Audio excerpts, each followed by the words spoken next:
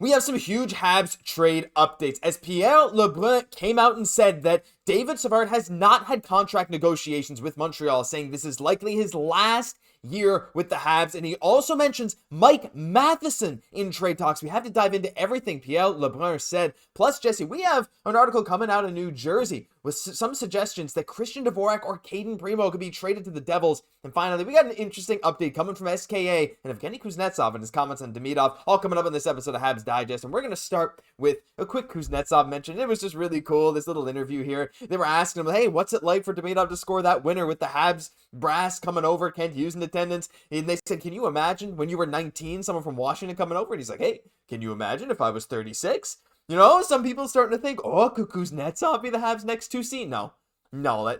But it is really cool what he had to say, saying Demidov was sitting on the bench, he didn't play, he came out and in one moment realized his chance. That's what we've come to know and love about Demidov, Jesse. Even though he's not getting the minutes we want, every single minute he plays on the ice counts, and it's really good to see that that's recognized by his teammates as well.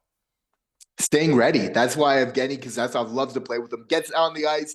Doesn't matter if it's limited amount of ice time. Stick on the ice, ready to receive a pass, and then just sniping it home. So he's definitely been making Kuznetsov look good, and he just wants to play with Demidov next year. Like, whether it's SKA, whether it's Montreal, like, we've heard this like a couple times now, kind of from him. Like, yeah, like, I just want to play with Vanya next year, you know. And what we're really seeing is like what he was kind of almost joking at here in this interview is like, yeah, I was like trying to impress Kent Hughes as well. Like, I want to get my deal to get over there. This is just kind of showing how like star players will want to play with Ivan Demidov. It started with Kuznetsov, you know, another, but it's going to there's going to be a bigger effect from there. We're already seeing that with Montreal, which is why we're really building something special of like, for sure, before we're missing those skilled players, you inject a Laine, you put a Hudson, you put a Demidov now into that picture with what we'll be drafting this year. It's really a lot of the things that, you know, is really making this team excited for players around the world at this point. Yeah, you know, Kirill Kaprizov is a good Russian player. If he's on Minnesota or Montreal, I'm happy. It's okay. I think he'll probably stay in Minnesota, but we'll see. You're very right, Jesse. Stars want to play with this guy. He's fun to play with. He creates opportunities, not only for himself, but for everyone else, and he sure seems like a winning player. Let us know your thoughts in these comments down below. It's pretty interesting. But we're going to quickly move on to an article that I'll link down below from a New Jersey writer's website, and they had a couple of suggestions as New Jersey is heading into the trade deadline. They're doing quite solid this year, Jesse. I mean, you know, they're good. They're a great team. They got Jack Hughes. They got a lot of nice pieces there. But they could also be active in the trade market. And in this article written by Nick Villano, he mentions 3 Montreal Canadiens players the New Jersey Devils should target in a trade. And the first one I want to bring up is Christian Dvorak. He said it's rare to see a trade work out worse than the Dvorak trade.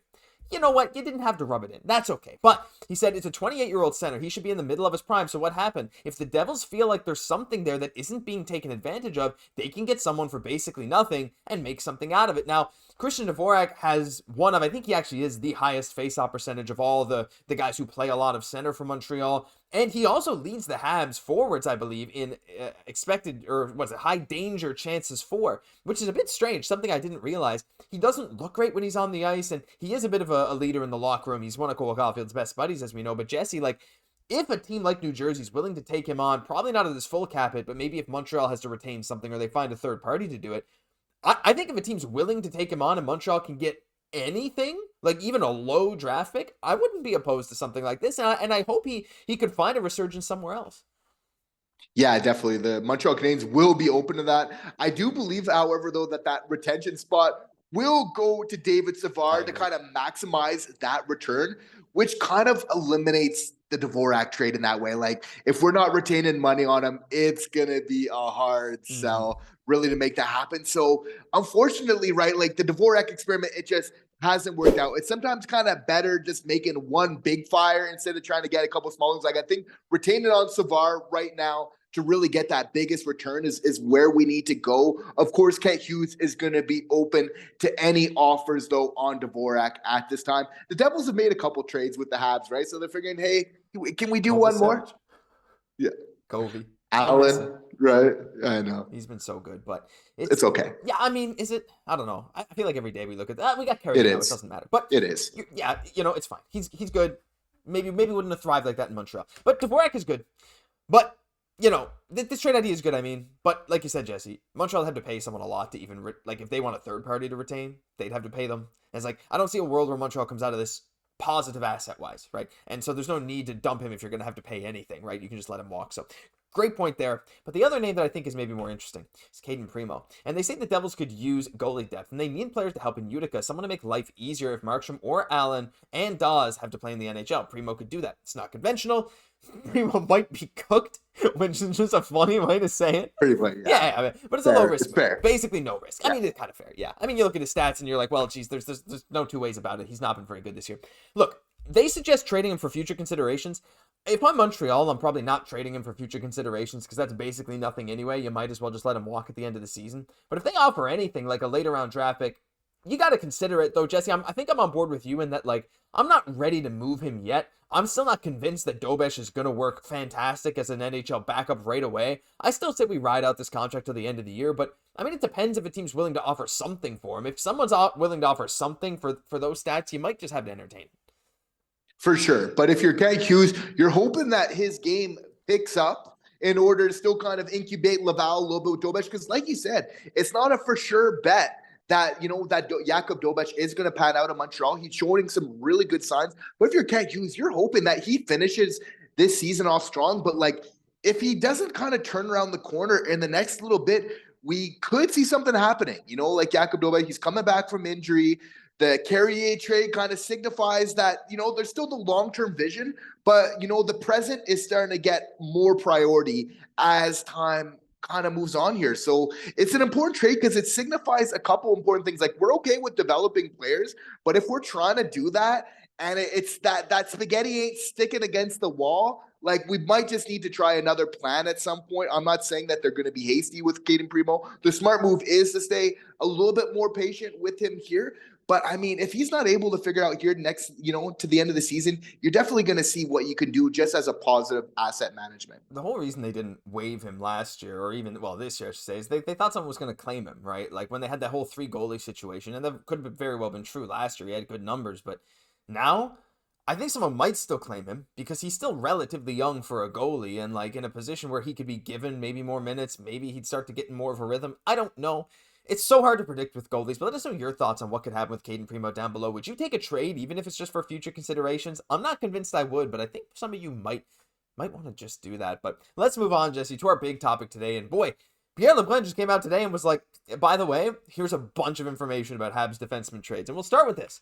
Talking about David Savard, il n'y a pas de discussion entre le CH et le camp de Savard. There are no discussions between Montreal and David Savard's camp talking about a contract extension, and he said, basically, it seems like this is going to be his last year in Montreal. And David Savard has been around the Habs for a while now, Jesse, but we have said this since before the Carrier trade. We said it when the Carrier trade happened. A lot of people didn't necessarily agree, but now, as if we needed any more confirmation, it's finally here from Pierre Lebrun. This is going to be it. We saw, I've seen clips on Twitter today of, remember that documentary where Kent Hughes was fielding calls on Savard last year. Now he's an expiring deal, and he's really not playing much worse than last year at all, right? He's a very similar player to what he was then. So you have to imagine his value is quite high even now, especially as an expiring contract for championship caliber teams. And Jesse, I know we'll get into Matheson in a second, but that retention spot is looking juicy for him, especially if it can bump up the package that you'd get back in terms of draft capital or players.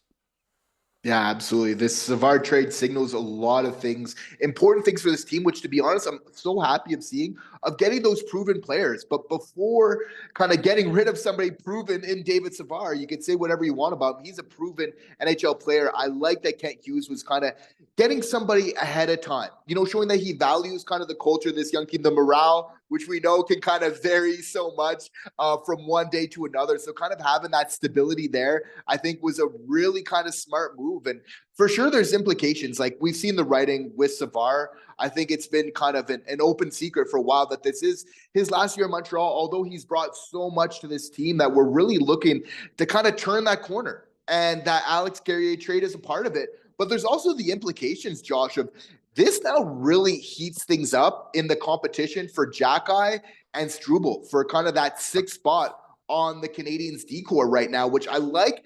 We're kind of stepping up that competition now between like two players like Xhekaj and Stubo, for me, are like proven NHL players. And the fact that we're kind of having a little bit more of that discussion, I think it's kind of where we need to be at in the development for the Montreal Canadiens right now. It's trial by fire in a way, right? And like, there's going to open up an opportunity for them, a bigger one. And like right now, they're still fighting for it. But I mean, if Savard goes, there's still going to be this fight, not even just this year, but into next year. And I guess also there's going to be people saying just because this is his last year in Montreal doesn't mean he's going to get traded. I also get that too. Like, there's a world where Montreal keeps him to the end of the season. But if you listen to Ken Hughes talk about trade talks, that's not what he wants to do. I think it would take something crazy for that. I think the market would have to be basically freezing cold, like 0 degrees Kelvin, for that to happen. But we'll have to just wait and see. But you're right. He's creating some competition. But even then, Jesse, like, there's a world where it's not just Savard. Like, there could be some other stuff happening. As even Pierre Lebrun mentions, he said, in the meantime, if someone were to make an offer on, say, veteran defensemen like Savard or Matheson, this gives backfill to Kent Hughes, talking about the Carrier trade, gives backfill to consider that between now and March 7th. So Kent Hughes is in a pretty good spot in terms of trying to bolster what he already has.